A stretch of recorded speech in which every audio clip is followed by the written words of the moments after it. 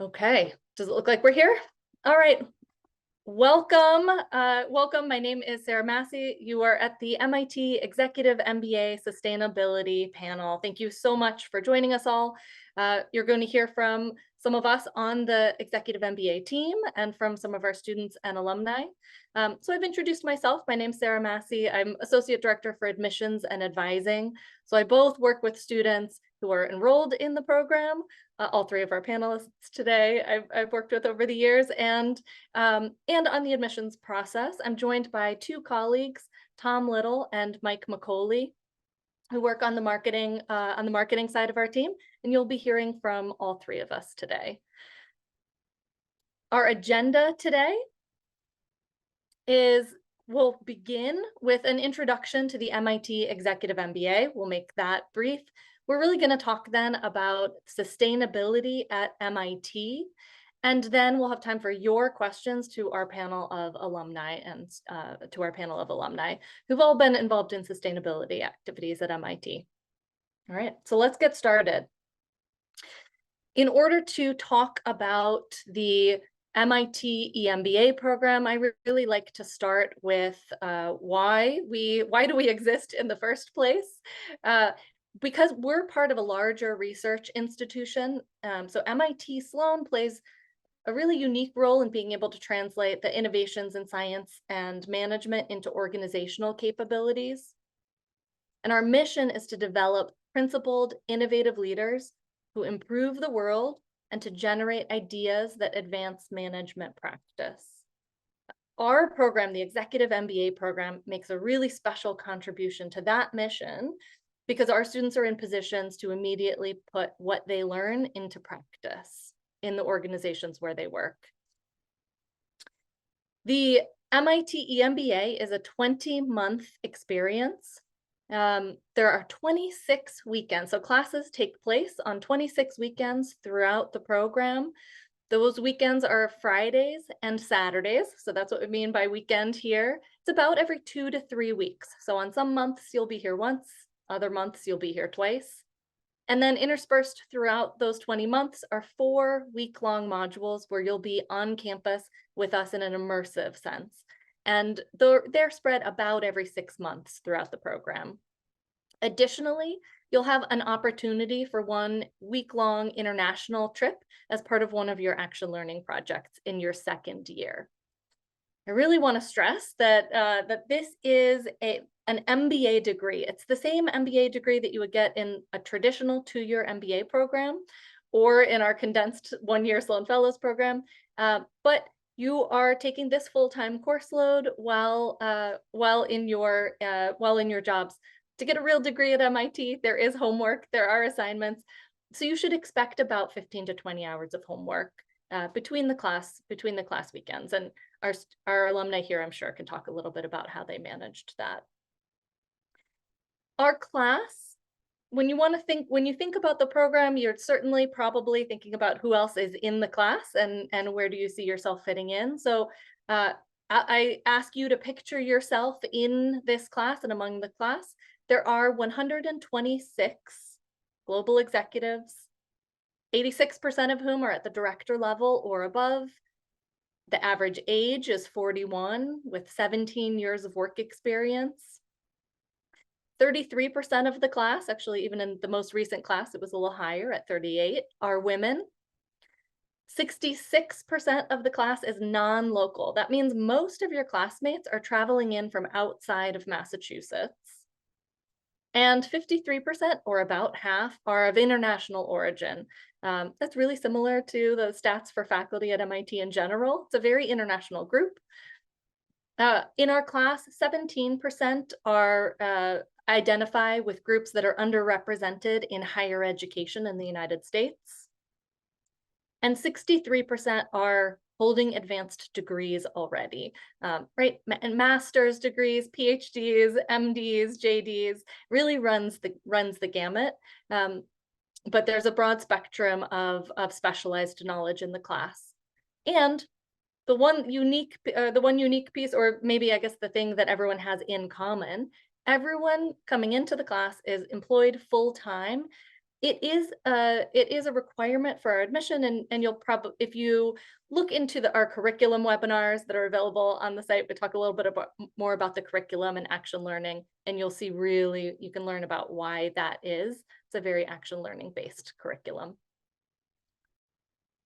Our students are spread across a wide variety of industries too. Our top 4 are always software technology, banking, financial services, pharma, biotech, medical devices, healthcare and hospital. So those really make up the largest groups, but 35% plus of the rest of the class are from all of the other industries. In numbers too big to list all of them here, but for example, transportation, nonprofit, consumer goods, food and beverage. We are intentionally building a class full of people who might not necessarily bump into each other at any conference they would attend, right? Where you can learn something new and different and unique from your classmates. So that's just at a really high level, our class and the program. We're going to focus today on sustainability in particular. And so I want to ask Mike to talk a little bit about sustainability at MIT. Actually, it's going to be me. Hi, I'm Tom Little. Oh, thank you, Tom. I'm marketing coordinator for the executive degree programs. So when we start talking about sustainability, we need to start with what exactly is sustainability? So sustainability is not just about the environment. Sustainability is the crucial harmony between healthy environments, thriving communities, and ethical business and institutions, all working together to create equitable economies that fulfill human needs. Our systems are interconnected, which is why we believe a sustainable planet is also a just planet, one that takes into account our environment and, in addition to socioeconomic and personal well-being, equity, and political activity and engagement. Sustainability is about people and the world we want for ourselves and future generations. Everything I just said comes from the MIT Sloan Sustainability Initiative. And what is the MIT Sloan Sustainability Initiative? Well, founded in 2006, their mission is to provide the best education, apply academic rigor to real-world problems, and empower leaders everywhere to act professionally and personally so that humans and nature can thrive for generations to come. They do this by supporting degree coursework, executive education, as well as research projects. They also have co-curricular opportunities, including weekly sustainability speaker series, sustainability research lunches, student clubs and case competitions, and they also host the MIT Sustainability Summit. You can learn more at their website, which is listed below. And the leadership of the Sloan Sustainability Initiative all have ties to the EMBA. Director of the initiative, Jason J. His research focuses on how people navigate the tensions inherent in the quest for sustainability, with a specific focus on owning families, ESG measurement, and systemic investing. Jason teaches business strategies for sustainable business, which is a requirement for EMBAs pursuing the certificate, which we'll talk about a little later. The Director of Policy and Engagement, Bethany Patton, is an EMBA class of 2013 alum. She leads the MIT Climate Pathways Project and the initiative's engagement with policymakers. She develops learning curriculum for master's and executive level students and teaches Sustainable Business Lab, which is another EMBA course option for the certificate, with sessions focused on problem formulation, continuous improvement, and change management for sustainability. Roberto Rigobon, co-faculty chair, teaches LGC and advanced applied macroeconomics to EMBA students. His research is in the international economics, monetary economics, and development economics, focusing on cases of balance of payment crises, financial crises, and the propagation of them across countries. And lastly, John Sturman, he teaches system dynamics to EMBA students. His research centers on improving decision-making in complex systems, which includes corporate strategy and operations, energy policy, public health, environmental sustainability, and climate change. Now, what types of things are you learning in the MIT EMBA? Here are some highlights from the curriculum. These courses in the MIT EMBA schedule all have sustainability elements or the opportunity for a sustainability project. LIM is your first module on campus, has sustainability worked into there. System dynamics is another core class that has a sustainability element, and you can choose to take macroeconomics in the spring of your second year. The rest of the courses listed have the possibility of a sustainability project. And this option becomes particularly important if you're looking to obtain the sustainability certificate. This certificate you can complete with these requirements, and you only need to take one course outside of the EMBA weekend schedule. So the three required courses are Leadership and Integrative Management, LIM, which everyone takes, Introduction to System Dynamics, which again, all EMBA students take, and you have a choice between Sustainable Business Lab, SLab, or Business Strategies for a Sustainable Future. Then you are also required to have 2 elective courses. Advanced Applied Macroeconomics, as mentioned before, is taught in the EMBA schedule.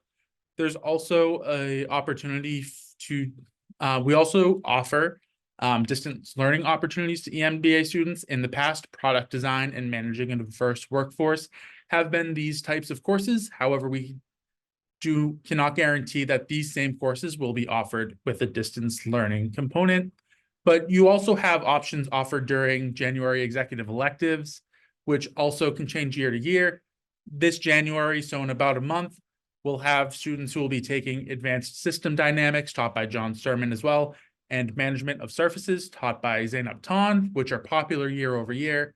We'll also have a new course called Smarter Together, But How? Leveraging DEI to Amplify Opportunities, and that will be taught by Assistant Dean for Diversity, Equity, and Inclusion, Brian Thomas. And if you want, you can also use an action learning project in a course such as Organizations Lab to count towards the certificate as well, or an Idea Week project or your Global Labs project. And with that, we'll get to the fun part of the night. Well, I'm going to toss it back to Sarah Massey, who will introduce our wonderful alumni panelists. Great. Tom, I agree. Absolutely. This is the fun part of the night. So thank you so much, Barbara, Satoshi, and Paolo, for joining us tonight. All three have been through this program. And so really you can see, all of you attending can throw questions into the Q&A, and we'll make sure to answer as many questions as we possibly can. So you can start putting them in there in the Q&A now while we may begin with some introductions. So I'm just going to move left to right. Barbara, if you wouldn't mind starting out. For each of you, I'm going to ask you to just introduce yourself, what it is that you do. I know your title is on here, but a little bit about your background and how you ended up at MIT. So I'm Barbara Clay, as you can see, class of 2020. I actually switched roles, so I'm sorry my updated role is not there. I'm a general counsel again, but I'm at Arcadia. Arcadia does community solar. It's one of the largest community solar, assisting in developing and getting customers, as well as all kinds of utility data to help in the ESG reporting. So I've only been there since July. It's been a lot of fun. A lot of my tools from the program are being used every single day. I talked about decision trees today on a call, so that was helpful. My background, I actually was, I have, my undergraduate was in environmental sciences, and when I went to law school, I also specialized in environmental law. However, when I came out of law school, I went really the New York City, Wall Street route, which was very, very fun. And I learned a lot, but I had always wanted to go back to my roots. So how I got to MIT, it was always my dream. However, when I was invited to a learning like this, I said I would never get in. Thank you very much. I'd love to go. Someone encouraged me. I applied early. I got in. It was one of the best best things of my life. So I would encourage everyone to apply. That's enough of me. I'll let the next person go. Barbara, thank you. That's a great intro. Satoshi, do you want to introduce yourself? Yeah, thank you. Thank you for having me today. My name is Satoshi Maeda. I just graduated from this EMBA class of 23 last June 1st. And I was originally from Japan, and I started my career as a trader and an investor in Tokyo with the Marubeni Group. Marubeni is one of the largest trading and investment houses in Japan. Then 10 years ago, right after the acquisitions, I moved to Savannah, Georgia to work on the post-merger integrations, which is this Macrosource, the current company. Macrosource previous name is Gavilon. Then Gavilon is the largest agriculture commodity distributor. I'm handling fertilizer here, but yeah. So then that is when I came to MIT. Was when I launched the new business. Then I thought about the sustainability is going to be the next big wave, next big thing. Then which is that I want to work on the next 20 years, but I don't have enough knowledge. I don't have enough network. Then I need to, get to know more. So then, like Barbara said, MIT was always, my dream. Then I talked to Sarah. I remember that. Then I didn't regret it. That was fantastic journey for me. Satoshi, we're glad you came too. Thank you. Paolo, last but not least. So hi everyone, I'm Paolo Marone. I'm the Chief Financial Officer for our wind segment at GE Vernova, and GE Vernova is a portion of GE that will be a standalone company in April next year, focused on the energy transition. Similar to Satoshi, I joined the program thanks to Sarah, so you'll hear that a lot. We were coming through a phase at GE where we had a lot of soul searching to do, and I was looking for a place where we could find out what to do better or how to do better. And MIT was that place. And similar to what you'll also hear from everybody, was a dream. And I promise you, reality is much better than the dream. At least for me, that experience was way beyond anything I could have imagined. Thank you so much.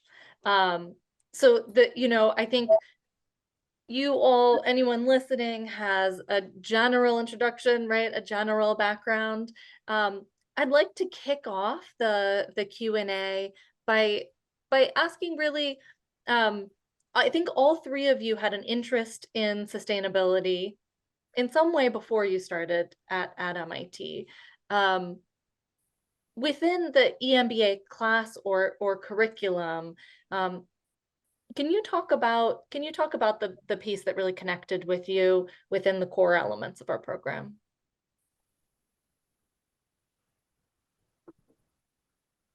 I'd be happy to start. Thanks, Barbara. At least coming from a different discipline, legal, especially New York City legal, some of the class names I didn't even know what they were, like system dynamics. In fact, a funny story, my boss at the time, he had gone to Cornell and got his MBA, and he was he did not get into MIT, and he was very proud of me and very supportive. And one day I had my books, he's like, what the hell is system dynamics? And this is a person who went to Cornell. And I said, yeah, it's really actually kind of an engineering school. They trick you. So that was a course when I started. I'm like, what am I doing? Drawing circles and flows and ebbs. And I have to tell you, it's my most favorite class. It changes the way I think about everything. We studied the pandemic before the pandemic hit, so I knew exactly what was happening. I was watching TV in New York City. I was covering a trial downtown, and I'm like, call it to the WHO organization. I'm like, call it as a pandemic, because we knew the math and the numbers. And it makes you, there's just so many of these classes I don't think you get at other institutions that just really give you mental models to think about how to solve problems, and I use it all the time, and it's very unique in law because law is really not mathematically driven, and so I'm coming to it in very wild ways, but I feel I'm bringing so much to the table. Yeah, Barbara, you have such a special and, you know, and kind of unique perspective of coming in from, you're one of the group that's in every class that's coming really from a non-science background, and that adds a ton of perspective to the classroom too. We have an interesting question in the Q&A from Lauren asking about, for each of you, how did you feel that the timing was appropriate for the program? You know, we have our minimum requirements. You need 10 years of experience, and we talk about our averages, but for the three of you, how did you decide when to take the leap? For any Yeah, maybe I can start. I don't know if you always want to go left to right. Nope, we'll go in whatever order you're inspired by. To me, it came to a point in my career where, well, first, as I described, GE was going through a lot of change. We made a lot of bad decisions. I just wanted to see if there was a place where you could learn about how to make good ones. And I think everybody that I had interacted with from MIT always kind of stood apart. And so I always had a lot of admiration for them, and I couldn't have been happier with my choice. In our case, if you remember, Sarah, it was, in my case personally, I kind of picked the time, and it was 2018. And in the same week, we found out that I was getting a new job. We were going to move to Atlanta. We were going to have our second son. And I was getting into the program. So at that time, I remember saying, maybe I should wait 1 year, which I did, and started then in 2019. But my advice is, if you have the support, especially if you have a spouse or significant other, if you have that support, take the leap. The dynamic of imposter syndrome is real. And when you guys will meet your classmates, it's probably even warranted. But if you take that leap, I think it's worth it. Just make sure that you have enough support that you can go through it. And if you don't, apply, and then you'll find a way to navigate to the right time. Yeah, that's a really good one. You know, we were talking a little bit earlier this evening, Satoshi, about how when you and I first met, you were talking about a sustainability project that you were already working on in your workplace, and we just checked in about how you look at that differently. I wonder if maybe you would like to take the start, but Paolo and Barbara might then later have some ideas about how you applied some frameworks from the EMBA program into work that you're doing. Yeah, thank you, Sarah, for mentioning that. You know, as you said, the framework is the strategy. Then, you know, from the beginning, you know, sustainability, entrepreneurship, and technology, these three words are always, you know, on my like a statement of purpose. Then, initially I was working on some like agriculture carbon credit business ideas. Then I launched this new business line and started leading the team. But, you know, throughout the course, especially for the business strategy for sustainable future, we learned some like a framework. And, you know, in a nutshell, you know, that you gotta have technology, market, and regulations.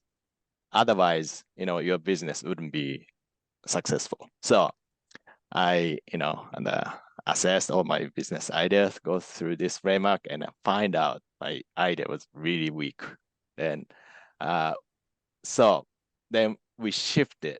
Then now, after the IRA, the Inflation Reduction Act, you know, was passed last year, then I thought, oh, this is it. Then I jumped into this, you know, opportunity. And since then, you know, I have been leading on the, you know, low emission, you know, zero emission sustainability, you know, sustainable, you know, fertilizer. Then I'm designing and establishing the supply chain right now. So it's totally different. And the way your colleagues will look at you will be also totally different. Then with this framework, knowledge, and all the, examples, then, the way you're gonna work will be totally different. So that was a life-changing moment for me. Yeah. I love the examples of when you're learning, you'll find holes in your own plan, right? You change your own mind through knowledge, and it's such an important part of the growth process. Barbara and Paolo, I know you're listening to that story and probably thinking of examples of different things that you've changed through new ideas from the curriculum and frameworks. Do you have any examples that maybe small examples of something that you've changed? I can talk about, I mean, I'm much more in a position of helping entrepreneurs. I understand them much more being surrounded by them. I'm still deep in the MIT community, especially my class. I was designated the law angel. I get all the calls and the texts when things are going mostly wrong. So I'm always like when Silicon Valley Bank was blowing up, I got all the calls, and I actually had taken a tour at MasterCard where I failed, like the FDIC would call MasterCard on Friday and say which banks were failing. And I was part of the team that stayed all weekend. And so I said, you're going to be okay. You're going to be okay, everybody. So I've been like calming people down.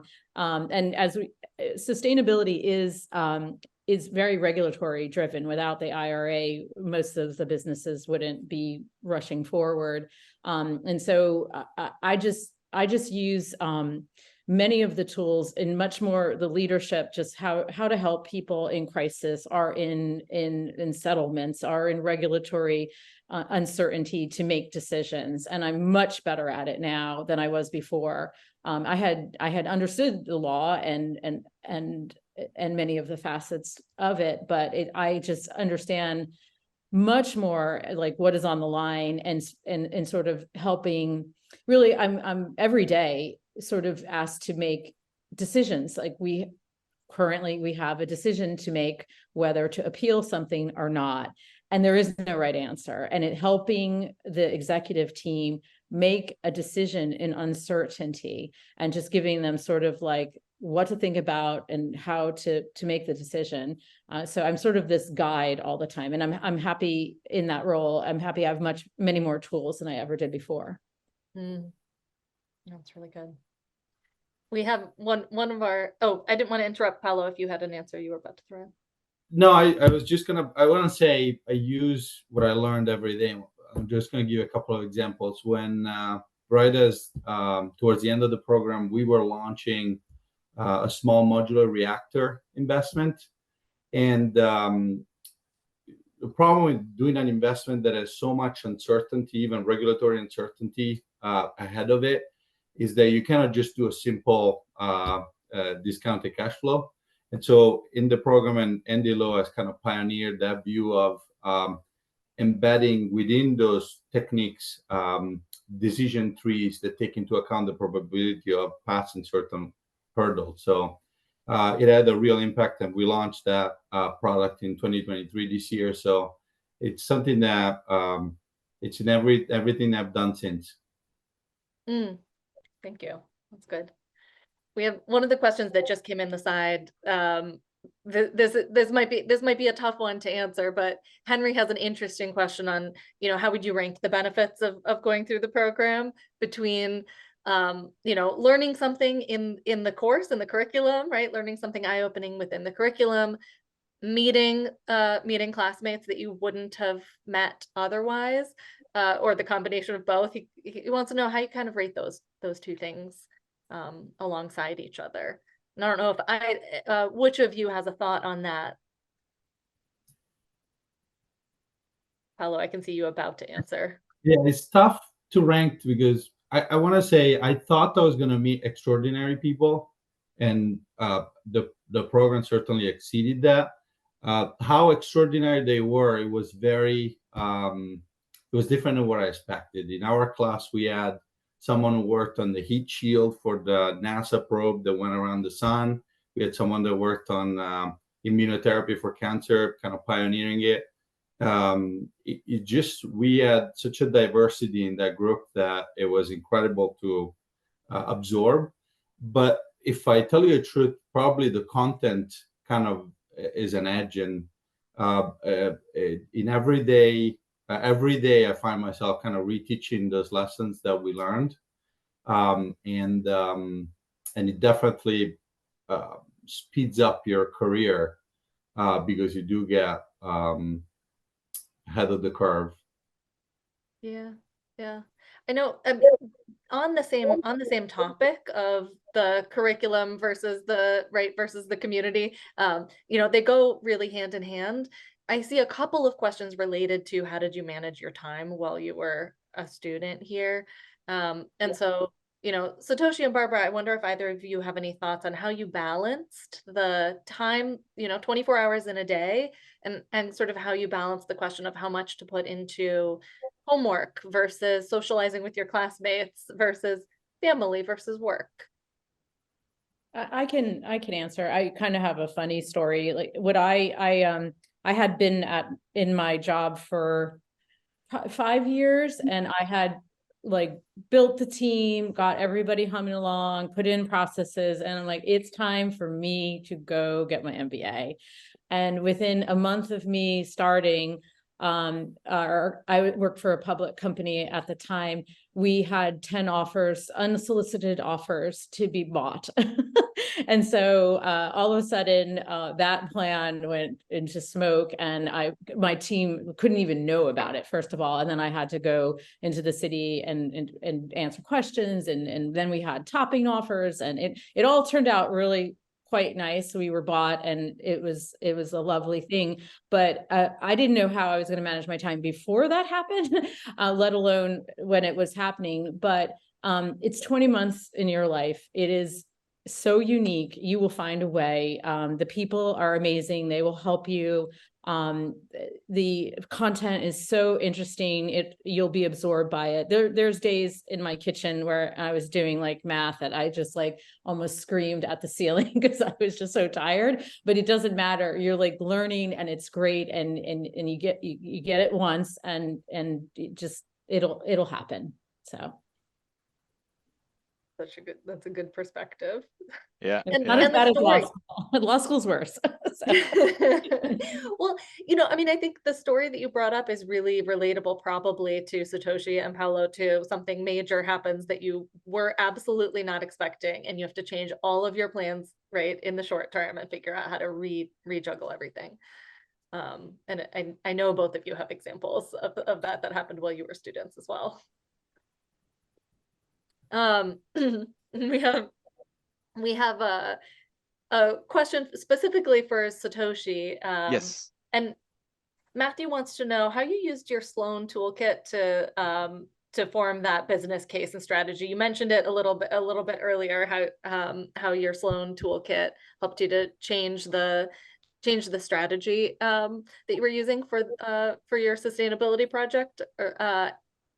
Yeah. So yeah, as I said at the beginning, you know, you get to learn all sorts of frameworks, and then then choose what not to do, and then you get to know all the criteria, about all the details of the strategy. So I just went through each one of them.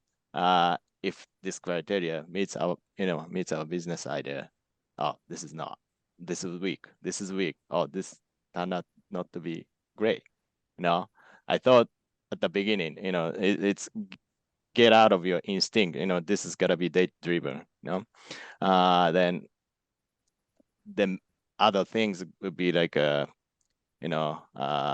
I use a lot of frameworks. Then, for example, last week I made some presentation internally to identify KPIs for some specific case, and I used all of A3 framework and system dynamics. I use the loop, then also use the decision tree. They use the financial management and net present value, then or like a marketing's lifetime value of customers. everything, then Yeah. the words or knowledge you're gonna use will be totally different. Then I think then for my case, I didn't wait for any day, before I apply for MIT. Once I decide, I just did it. Then so it has been amazing. I can hear that you're going semester by semester. Each of the Yes. course you're giving one reference to a course from every semester through the program. For those that are listening, I can see Barbara and Paolo hearing and recognizing that. Paolo, I think I might have just interrupted you. No, you recognized my reaction. That's right.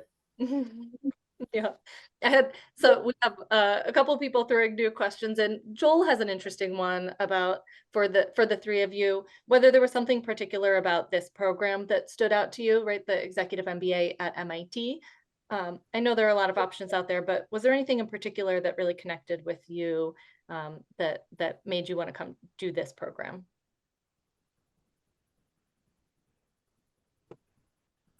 Maybe I'm gonna go. Right. So yeah, I only applied for MIT, and that's it.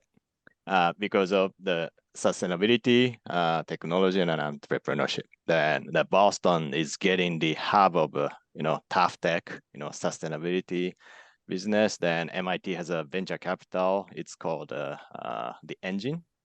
They have a lot of climate tech, sustainability business, startups. Then I get to connect those people too. Then also like other breakthrough energy ventures or other S2D ventures. So other venture capital related to sustainability, a lot there too. Then also like a biotech, and it's getting bigger. It's getting bigger in Boston. So that was the right choice for me. Good, thank you. I can share that for me, I was at MasterCard, and they had a program that you could go to Columbia, and that was something I had looked into. But I had realized, so when I came to MIT, I was 20 years a New York City, Wall Street attorney.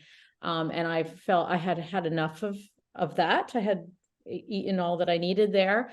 And so just going back to my roots, where undergrad and my master's was in sciences and engineering, and just wanting to be much more mission-based and much more problem solving. Not I love New York City and I love Wall Street, but like it is, I had enough of that kind of mentality. I needed something different, and it by far exceeded all my expectations. Barbara, you maybe recognize the photo behind me here, which is Sloan's mission. Speaking of looking for a mission-driven organization, when you walk to class every day, you'll see this carved into the stone. I'm not sure exactly which experiences each one of you had with your executive coaches or with the career development office coaches. Our program offers coaches of both types, right? Career development coaches as well as executive coaching. And we have a question from Devon about how those experiences worked for you. So Barbara, Paolo, or Satoshi, maybe you could talk about your experiences with one of those.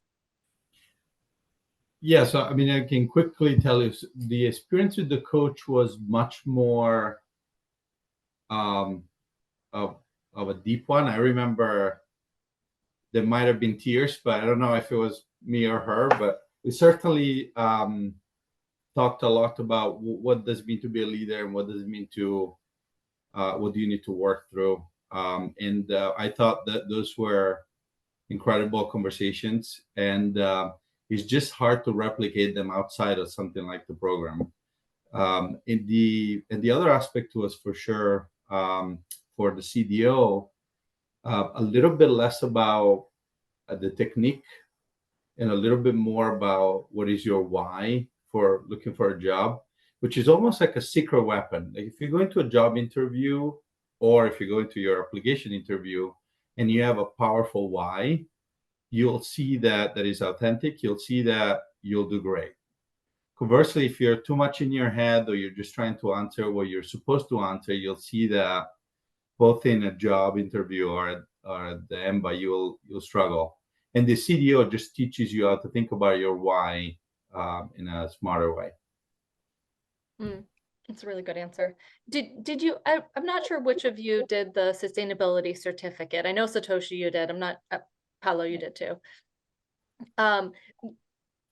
Because we are in the sustainability panel, I wonder if you might say something about the way that you think about sustainability questions or the sustainability space differently now after your time at MIT. And that's for either of you. Yeah, and then I'll go, Satoshi. I just want to make sure I don't talk too much. There were two aspects to this, Sarah. One aspect was just to understand how to think about sustainability. Professor Rigobon had his aggregate confusion project on ESG, and that's a very perfect term because it is confusing. And so just making sense of how those frameworks and how ESG works was important. And then the other piece was just to take system dynamics, which I agree with Barbara was by far the most kind of defining experience of the program for me and course, and then apply specifically to a problem like climate change or the energy transition. Really kind of brought it together. So it was a slam dunk for me to pick that path for those two reasons. Yeah. So yeah, in addition to Paolo, of course the knowledge and the frameworks are important, but I got to expand, I had a chance to expand my network throughout the sustainability certificate, that network. So I got to meet the Sloanie from the SF, the Sloan Fellow program. Then I partnered with her and launched the inaugural MIT Water, Food, and Agriculture Innovation Prize.